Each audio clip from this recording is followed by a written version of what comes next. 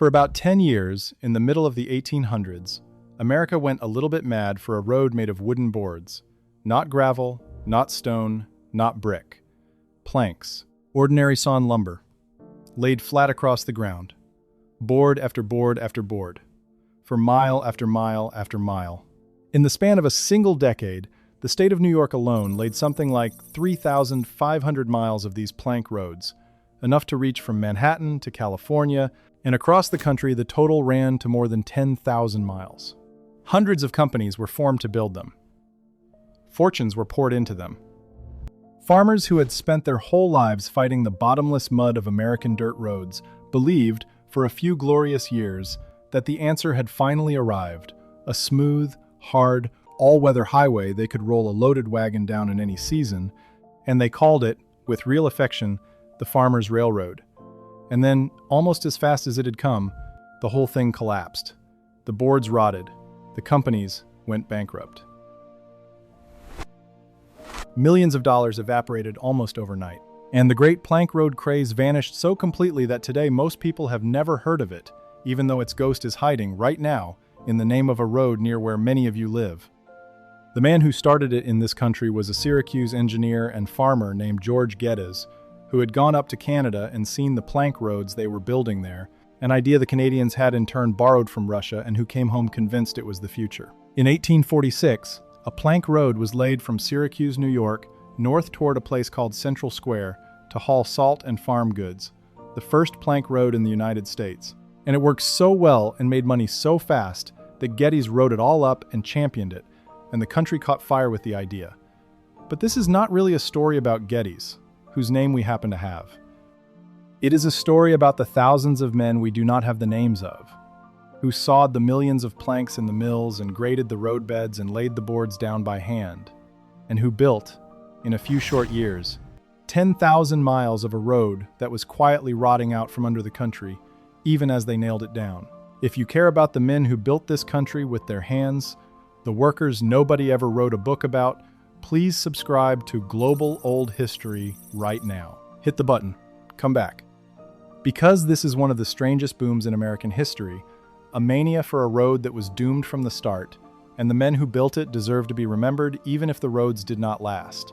To understand why anyone would pave a road with wooden boards, you have to understand the mud, and you have to understand it the way people in 1845 understood it, which was as one of the central miseries of daily life.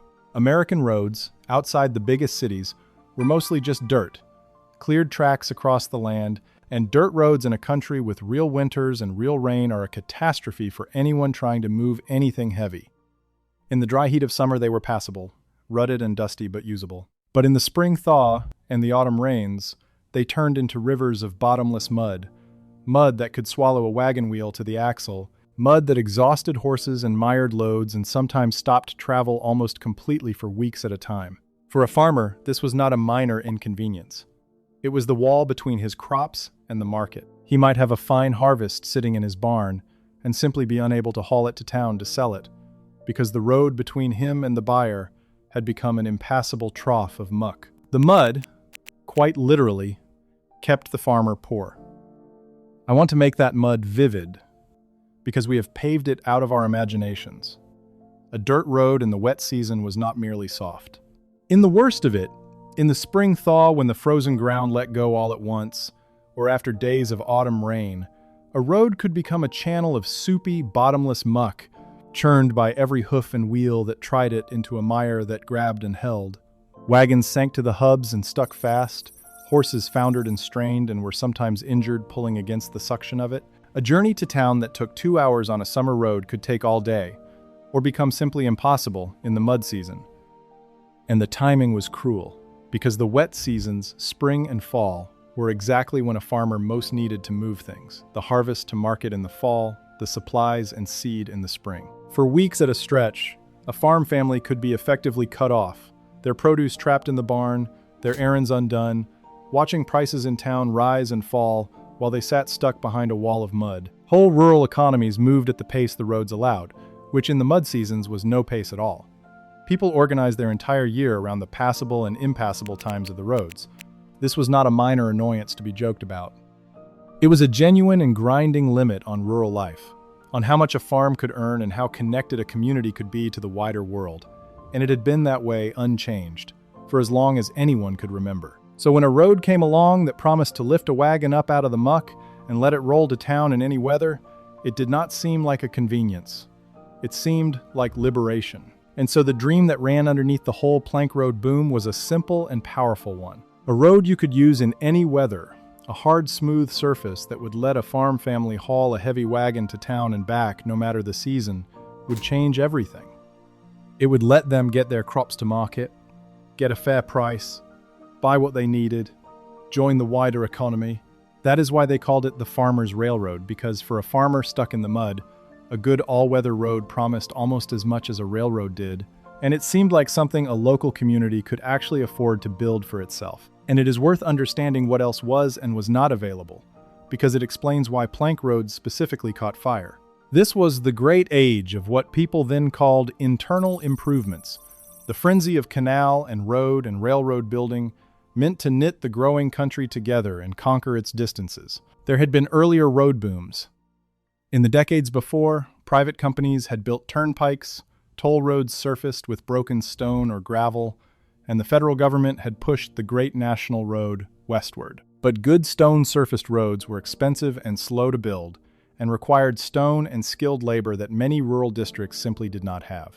Canals were magnificent, but could only go where the water and the terrain allowed, and they cost fortunes only states and large companies could raise. Railroads were the future. Everyone could see that. But a railroad was the most expensive of all, built by big corporations along a few main lines, and a farmer 20 miles off the rail line was as stuck in the mud as ever. What the plank road offered was something none of those did. It was a hard, all-weather road that an ordinary rural community could afford and build for itself, out of the one material it usually had in abundance: timber. You did not need stone quarries, or a canal engineer, or a railroad corporation. You needed trees, a sawmill, and the will to organize a company and lay the boards. In a country hungry for better roads and rich in forest, that combination was irresistible, and it is a large part of why the boards went down so fast, in so many places, all at once. The very first of these roads points to how local and practical the whole thing began.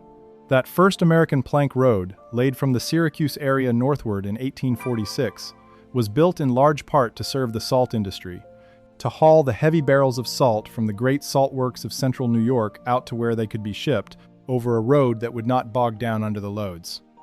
It was a specific solution to a specific hauling problem, and its immediate success is what set everything else in motion. From that beginning in central New York, the boards spread outward in every direction. New York State became the great heartland of the plank road, laced with thousands of miles of them radiating from its towns. But they went far beyond it. In New Jersey, plank roads ran from the manufacturing cities across the marshes toward the Hudson, carrying goods toward New York Harbor. They reached down into the South and out across the Midwest, into Ohio and Michigan and Wisconsin, wherever there was mud to beat and timber to beat it with. For roughly a decade, the plank road was simply part of the American landscape, north and south and west. A new kind of road appearing on the outskirts of towns everywhere, with its toll gates and its single wooden lane, all of it built on the same hopeful bet that had launched from a salt road near Syracuse. It was, for that decade, one of the most widespread pieces of new infrastructure in the country, and it is now one of the most completely vanished. Quick pause. If these stories matter to you, join the Boss tier for $4.99 a month. Loyalty badge, custom emoji, early access 24 hours before public, and members-only polls. Link in the description. Now back to it. And that is the genius and the tragedy of the plank road at the same time. It really did solve the mud brilliantly for a while. Here is how they built one. First, crews graded the roadbed, shaping and smoothing a strip of earth and giving it a slight crown so water would run off to the sides rather than pooling on the surface, and digging ditches along the edges to drain it. Then, running lengthwise down the road, they laid timber stringers, long sleepers of wood set into the graded bed, usually 2 or more parallel lines of them, to serve as the foundation the surface would rest on. And then, across those stringers, they laid the planks. Heavy sawn boards, often 8 feet long, laid crosswise so the road ran over the ends of them, 3 or 4 inches thick, thick enough to carry a loaded wagon without breaking. Board butted against board, the whole length of the road, spiked or simply held down by their own weight and the stringers beneath, forming a continuous wooden floor across the countryside. There was more skill in it than the simplicity suggests. The grading of the bed mattered enormously because the whole life of the road depended on keeping water away from the wood. So the builders crowned the roadbed, shaping it higher in the center than at the edges so rain would shed off to the sides, and cut ditches along both edges to carry that water away. A plank road that drained well would last longer than one that let water stand under the boards, though as we will see, even the best drained plank road was living on borrowed time. The stringers, the lengthwise timbers the planks rested on, had to be set true and level so the surface would not rock or sag. The planks themselves were commonly cut from whatever strong timber was cheapest and closest to hand, often hemlock or oak, sawn thick, 3 or 4 inches, and laid crosswise. And there was a practical detail that reveals how these roads were actually used. A plank road was usually only wide enough for a single lane of the wooden surface, perhaps 8 feet, because flooring the whole width in plank would have doubled the cost. So the plank lane ran down one side, and beside it was left a strip of ordinary graded dirt. The rule generally was that a loaded wagon had the right to the planks, and a lighter or empty vehicle coming the other way was expected to pull off onto the dirt to let it pass, then pull back on.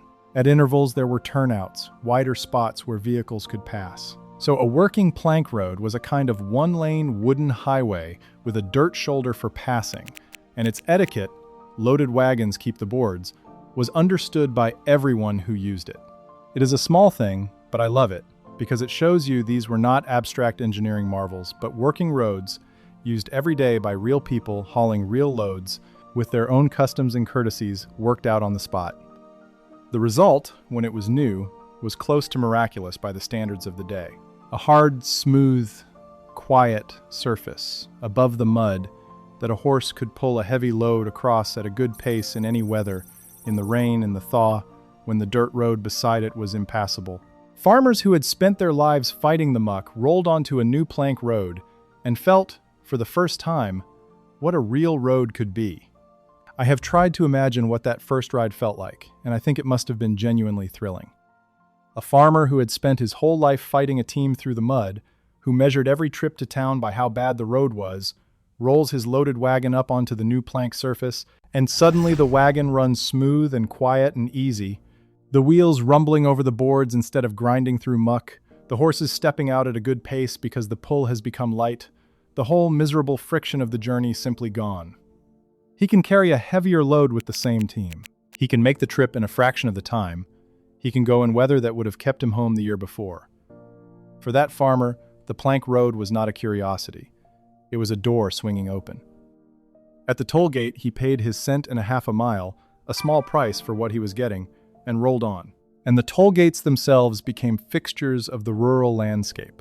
The toll house and the gate and the keeper who collected the fees and lifted the bar, stationed along the road at intervals, a small industry of their own. The tolls produced their own small human comedy too, the kind of thing that reminds you these were real roads used by real and sometimes stubborn people. Wherever there is a toll gate, there are people determined not to pay it. Travelers who resented the toll would sometimes go out of their way to avoid the gate, taking a rough side lane around it and rejoining the road beyond. And this practice of dodging the gate became common enough to earn its own name. People called such a detour a shunpike, a road you took to shun the turnpike and its toll, and the word survives here and there as a place name to this day, a little linguistic fossil of the toll road era, cousin to all those surviving plank roads. The keepers, for their part, lived a particular kind of life, stationed in a small house at the gate day and night, in all weather, to collect the pennies and the half-cents and lift the bar, keeping the accounts of every passing wagon and rider, one more of the small human roles that grew up around these roads and vanished with them. For a few years, on thousands of miles of new plank road across the north, this was simply how the countryside moved, smoothly, over wood, above the mud, at last.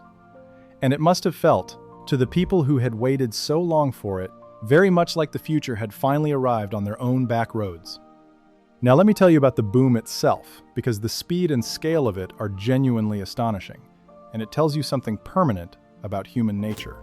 Once that first road at Syracuse proved the idea and, crucially, proved that a plank road could make money by charging tolls, the country did not adopt plank roads carefully and gradually. It went into a full speculative frenzy. New York State passed a general law that made it easy for anyone to form a plank road company, and between 1847 and 1854, in that state alone, more than 340 plank road companies were incorporated. 340. Every town wanted one. Every group of local investors wanted to build the plank road that would connect their community to the market and collect tolls from everyone who used it.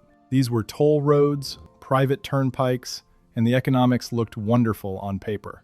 You built the road, you put up toll gates, and you charged for passage.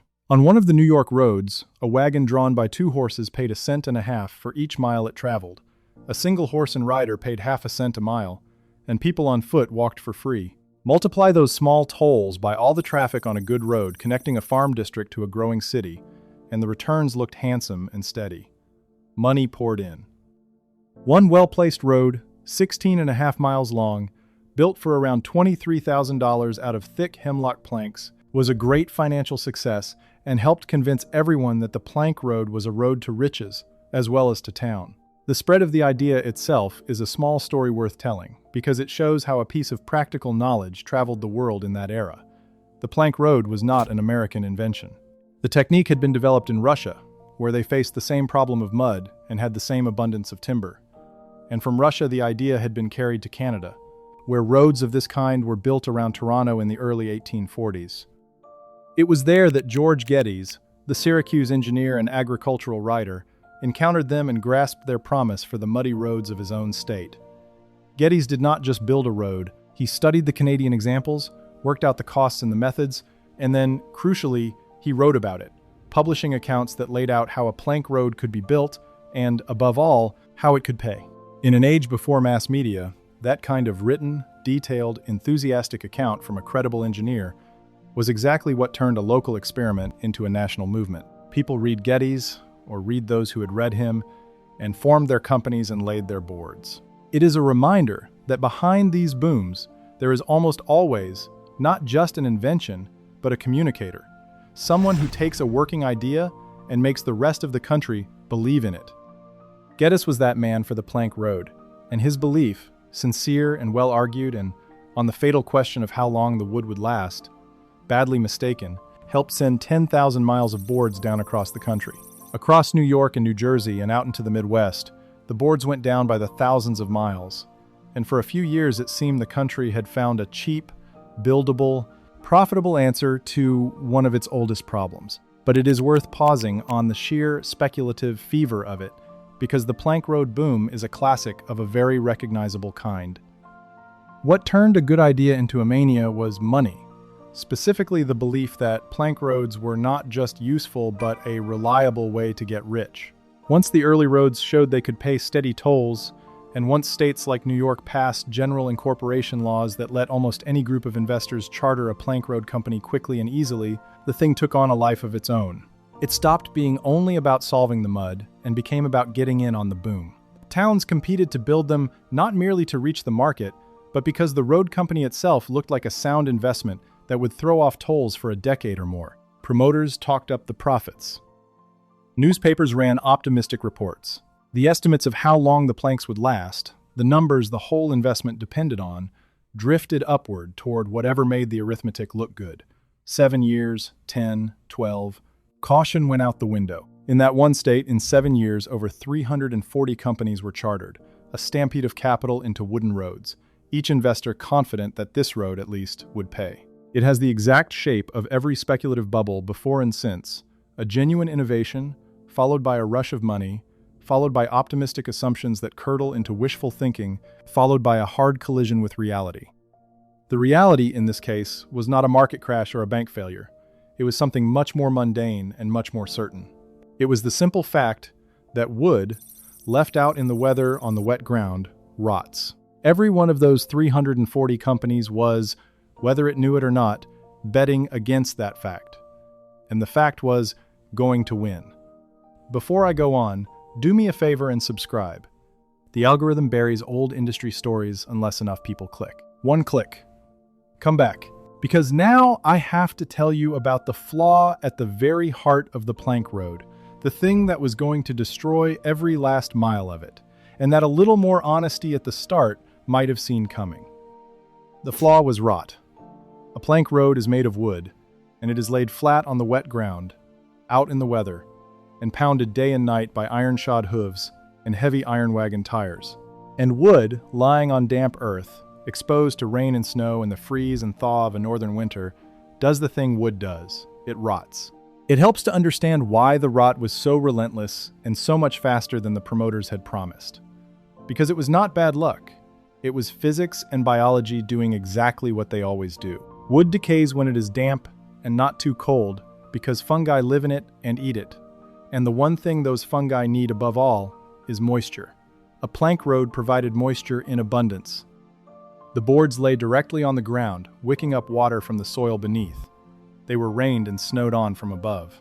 In the northern climate where most of these roads were built, they went through the freeze and thaw cycle over and over. Water seeping into the wood, freezing, expanding, splitting the fibers, then thawing and soaking in deeper, a process that tears wood apart with astonishing speed. And on top of all that came the traffic. Thousands of iron-shod hooves and iron-tired wheels grinding and pounding the surface day after day, wearing the planks thin and cracking the ones the rot had already weakened. Damp from below, weather from above, freeze and thaw tearing at the grain, and iron hammering the surface. It is hard to imagine a worse environment for a piece of wood, and the planks did not stand a chance. What the promoters had called a 7 to 12-year surface began to fail in 3 or 4. The boards going soft and punky and splintered, breaking under the wheels, until the beautiful, smooth road became a hazard of rotten and missing planks that could lame a horse or break a wheel. The material had betrayed the whole idea, exactly on schedule, and there was nothing anyone could do about it. Because the flaw was not in how they built the roads, it was in what they built them out of. The promoters of the plank roads had promised that the boards would last a good long time, 7, 10, 12 years, long enough for the tolls to pay back the cost of building and turn a healthy profit before the surface needed replacing. That promise was the entire financial foundation of the boom, and it was wrong. In the real weather of the real Northeast and Midwest, with real traffic grinding over them, the planks did not last 7 to 12 years. They rotted and split and wore out in 3 or 4. And that single fact was fatal, because it broke the arithmetic completely. A company had counted on a decade or more of toll income before it had to rebuild the surface. Instead, it found itself needing to relay the entire road, all those miles of planks, at enormous cost after only 3 or 4 years, long before the tolls had come close to paying off the original construction, let alone earning a profit. There was no way to make the numbers work. Rebuild the road that often, and the maintenance ate every cent. The tolls brought in, and more. Do not rebuild it, and the rotting, broken, half-missing planks became worse to drive on than the dirt road they had replaced, and the traffic and the tolls dried up. Either way, the company was doomed. I want to sit with that trap for a moment, because it is such a clean and merciless piece of arithmetic. A plank road company's whole existence depended on a simple bet that the tolls collected over the life of the surface would exceed the cost of building and maintaining it, with enough left over for profit. That bet only worked if the surface lasted a long time. Stretch the planks to 10 or 12 years, and a decade of steady tolls could pay off the construction several times over. Cut that life to 3 or 4 years, and the entire structure collapsed, because now the company had to find the enormous sum to replank the whole road again and again every few years, before the tolls from the previous surface had even paid it back. It was like a treadmill that sped up until no one could keep pace. Some companies tried, pouring their toll income straight back into new planks and never getting ahead. Others simply gave up on maintenance and let the road rot, at which point travelers abandoned the broken surface, the tolls dried up, and the company died anyway. There was no clever management that could escape it, no efficiency that could save it, because the problem was not in the running of the roads, but in the physical lifespan of their material, and no amount of business sense could make wood last longer than wood lasts. The men who had invested their savings in the farmers' railroad watched, over just a few years, as the sure thing turned into a money pit and then into a total loss.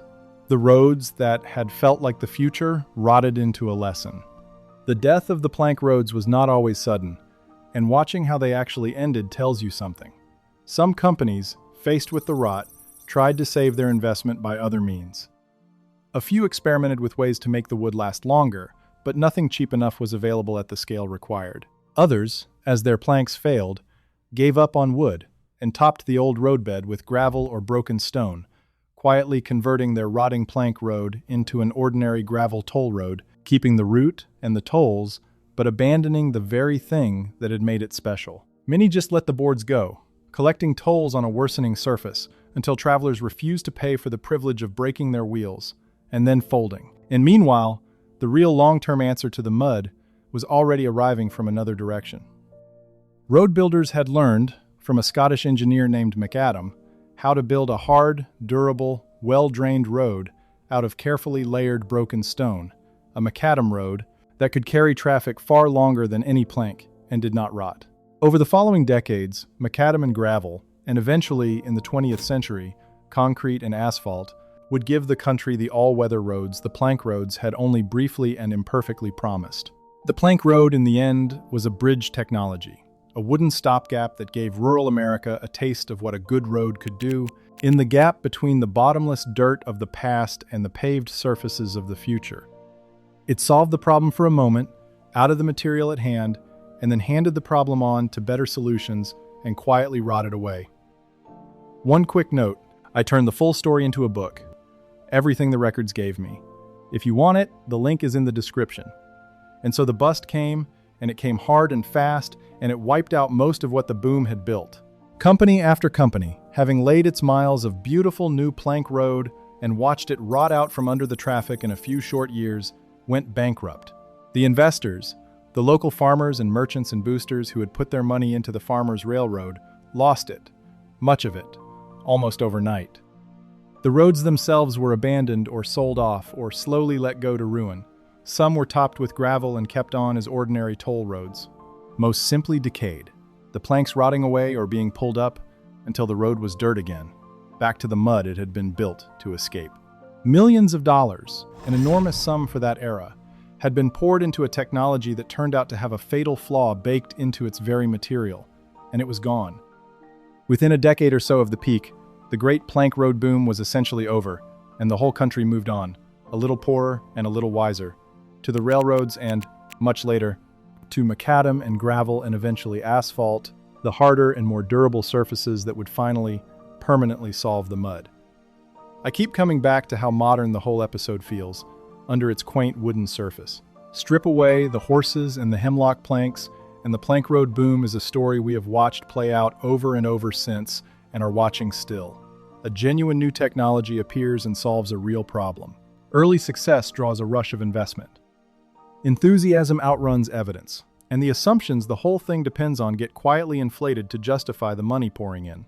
Everyone is sure this time is different, that this particular boom is built on something solid, right up until the underlying flaw, the one the optimists talked past, asserts itself and the whole structure comes down, taking a lot of ordinary people's savings with it. We have seen it with railroads and with land and with any number of manias since, right up into our own century. The plank road is just an unusually clean and honest example of it, because its flaw was so simple and so physical. It was made of wood, and wood rots, and no amount of belief could change that. There is a humility in the story that I find valuable.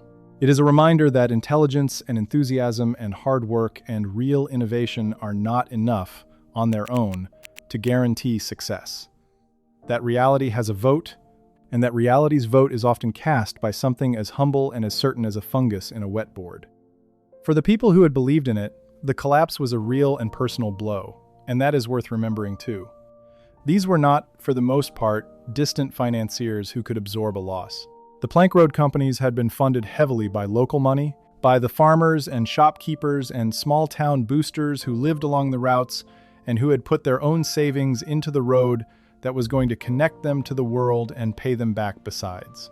When the companies failed, that money was simply gone, and it was gone from communities that did not have much to spare. A town that had proudly chartered its plank road and watched the boards go down found itself, a few years later, with a rotting, useless surface, a bankrupt company, and neighbors who had lost real money on the dream. Multiply that by the hundreds of companies and the thousands of miles, and you get a quiet, widespread financial wound spread across rural America in the 1850s. Millions of dollars of ordinary people's savings soaked into the wet ground along with the rotting planks. It did not make the newspapers the way a great bank panic did, because it happened in 10,000 small places at once rather than in one big crash. But it was real, and it was painful, and it left a great many rural families poorer and more wary, having learned the hard way the oldest lesson of every boom, that the thing everyone is sure cannot fail is very often the thing that does. But I do not want to leave you thinking this was simply a foolish mistake, because I do not think it was, and this is where I want to slow down and be fair to the men who built these roads. Yes, in hindsight, the plank road was doomed. But put yourself in their place. In 1848, standing on a brand new plank road, rolling a heavy wagon smoothly through what had been impassable mud the year before. It worked. It plainly, obviously worked. The mud problem was real and old and cruel, and here was a solution that a local community could actually build out of the timber growing right there in their own woods, without waiting for a railroad company or a government to come and save them. That was its great appeal, and it was a genuine one. The plank road was democratic in a way the railroad was not. A group of neighbors could form a company, cut the timber from the local forest, saw it in the local mill, and lay a good road to town with their own hands and their own money. It gave ordinary rural people a tool to lift themselves out of the isolation the mud imposed. That the wood would rot faster than anyone admitted does not make the dream stupid. It makes it human. They reached for the tool they had, the abundant timber all around them, to solve the problem in front of them, and for a few years it gave them something real before its flaw caught up with it. And I want to make sure we see the actual workers in this, because they are the most forgotten part of a mostly forgotten story. 10,000 miles of plank road is an astonishing amount of physical labor and material, and almost none of it came from machines. Think about what it took. First, the timber. 10,000 miles of road, floored with thick planks 8 feet long, laid edge to edge, represents a staggering quantity of sawn lumber, which means an enormous number of trees felled, hauled to sawmills, and cut into boards. The sawmills of the plank road districts ran hard through the boom years, and the men in them, the sawyers feeding logs to the screaming blades, produced the millions of planks the roads consumed, a whole hidden industry of timber and milling standing behind every mile of finished road. Then the road builders themselves. Crews of men graded the beds by hand with picks and shovels and horse-drawn scrapers, dug the drainage ditches, hauled and placed the heavy stringers, and laid down board after board after board, bent over in the dirt, fitting and setting and spiking the planks, mile after mile across the countryside, in the sun and the rain. It was hard, repetitive, muscular labor, the same kind of anonymous heavy work that built the canals and the railroads, and the men who did it left no more trace in the record than those other laborers did. We have George Geddes, the engineer with the idea. We do not have the sawyer who cut the plank, or the laborer who laid it. They built 10,000 miles of road with their hands, and then they watched much of it rot. And then they moved on to whatever came next, and the country forgot them entirely.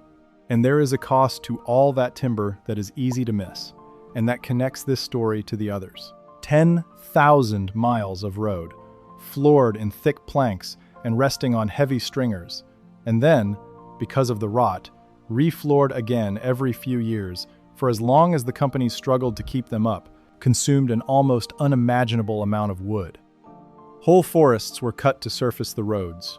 The great trees of the eastern and midwestern woodlands felled and dragged to the mills, and sawn into planks that were laid down, pounded, rotted, torn up, and replaced. The plank road boom was, among other things, a boom in cutting down trees, one more of the many appetites that steadily consumed the vast American forests in the 19th century. The sawmills ran day and night through the boom years, and around them grew the same kind of hard, dangerous milling work that ran through all the timber industries. The sawyers and mill hands feeding logs to the blades, breathing the sawdust, losing fingers and hands to the machinery, to produce the endless planks the roads devoured. So behind the road-building crews stood a whole second army of forgotten labor, the men in the mills, and behind them the men in the woods who felled the timber, all of it feeding the wooden roads. When you tally the true cost of the plank road boom, It was not only the millions of dollars that evaporated.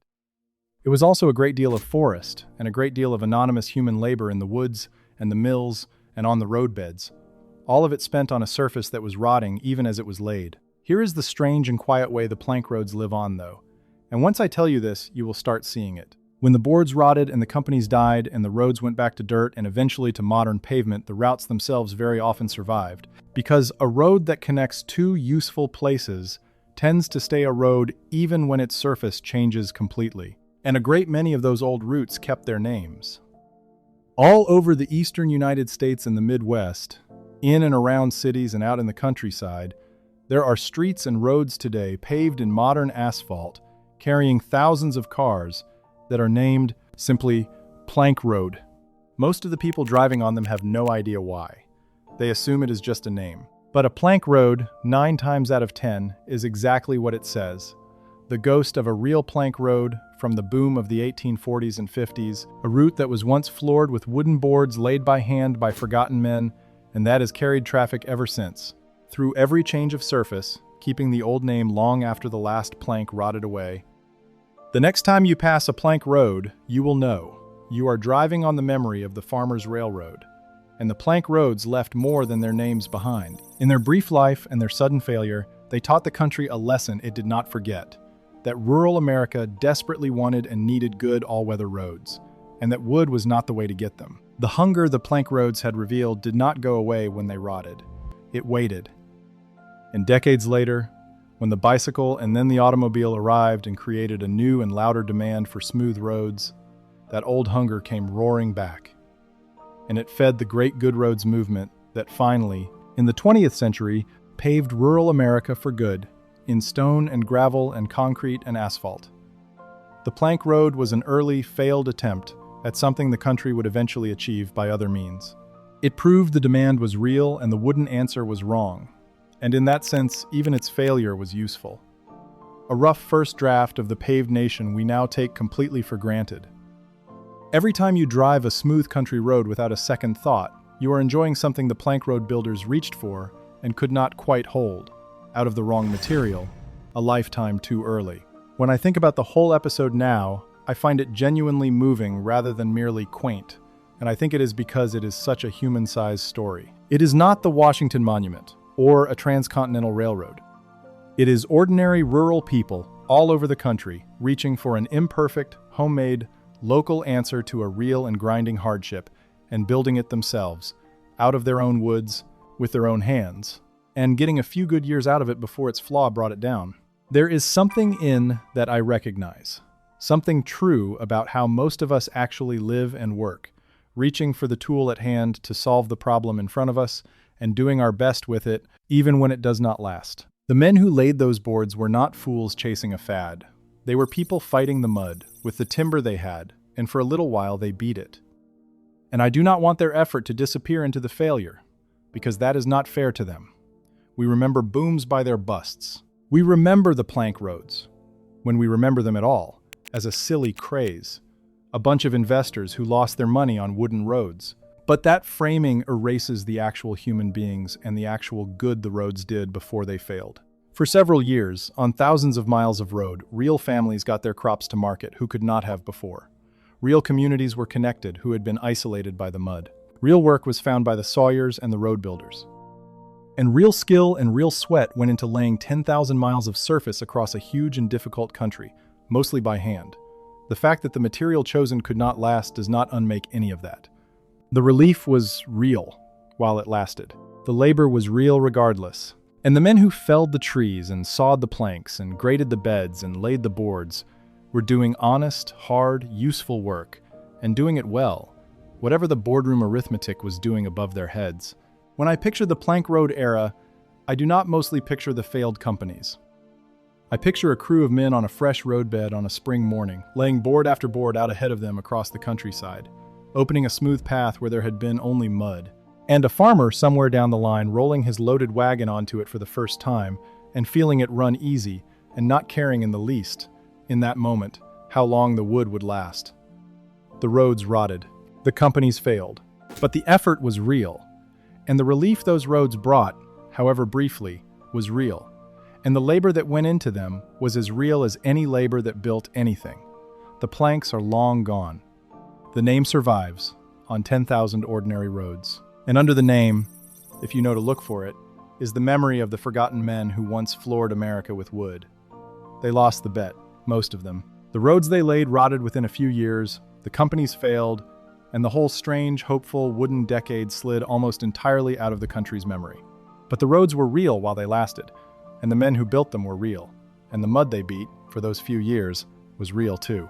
10,000 miles of hand-laid board across a young and muddy nation, gone now to rot and to street names, is a small and honest monument to human effort, and to the forgotten men who once, just for a little while, floored America with wood. One more thing. If you want to be part of the inner circle on this channel, join Final Boss for $9.99 a month. Public shout-out in upcoming videos, members-only investigations, plus everything from Boss tier. Link in description. See you in the next one.